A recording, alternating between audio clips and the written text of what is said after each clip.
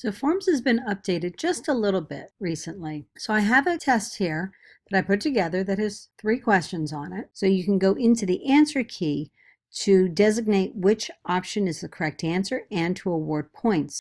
At this point, I'm going to add a whole new question, which is going to be a little off topic, but bear with me. So question number 4 is, how do you add a drawing to a Google Doc? And my options are going to be edit, add drawing, format, add drawing, or insert. Or is it insert drawing? So now I go into the answer key button and I designate, first of all, how much this point is worth. I'm going to make this worth 5 points. And I need to designate which of my 4 answers is correct. So I'm going to say insert drawing, and then I can add some feedback. For my correct answer, I'm going to say, woohoo, you must be a Google ninja. I'm going to go back to my incorrect answer and say,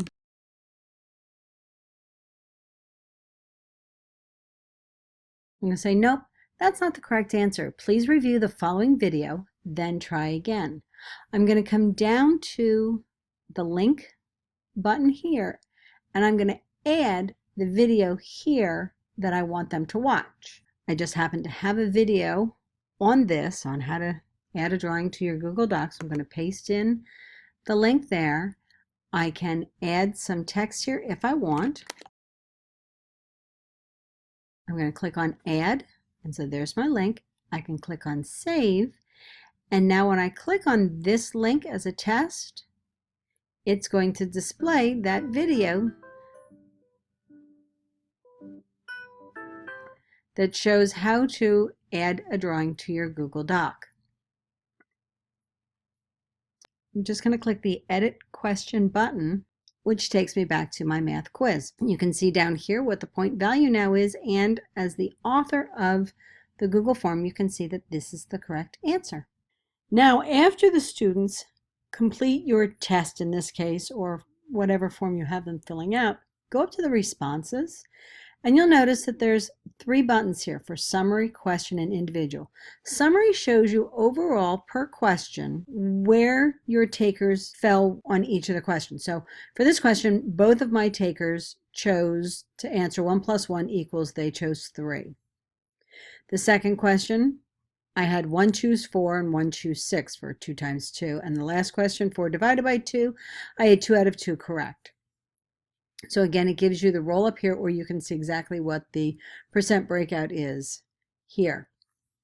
So that's the summary. Under question, by question, I can look at each of my answers. So I can go back and forth between my question numbers here, or I can choose my questions here.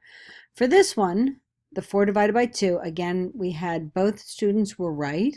So I can mass correct this and say, yes, they were right, and save that.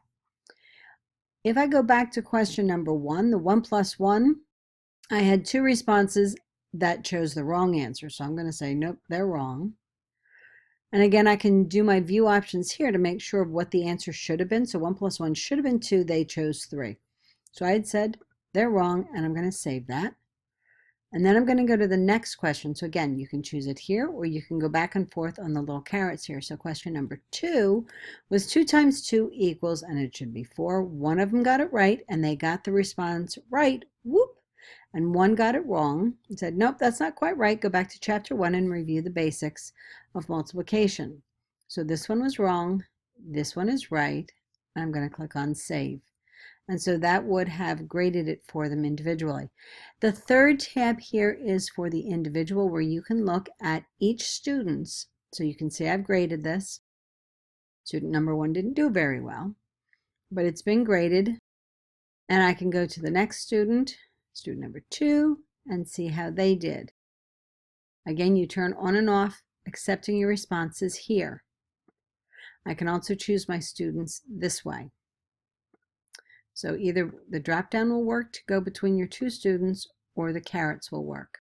So again, to Give the students full credit for this question, number 2. I just clicked on the check mark, gave them 1 out of 1. This is wrong, but I now have the possibility that I could award partial points. So I can change this if I want to override it. What we can't do quite yet is give partial points, like half a credit. Can't do that. It goes back to 0. But you can change that here.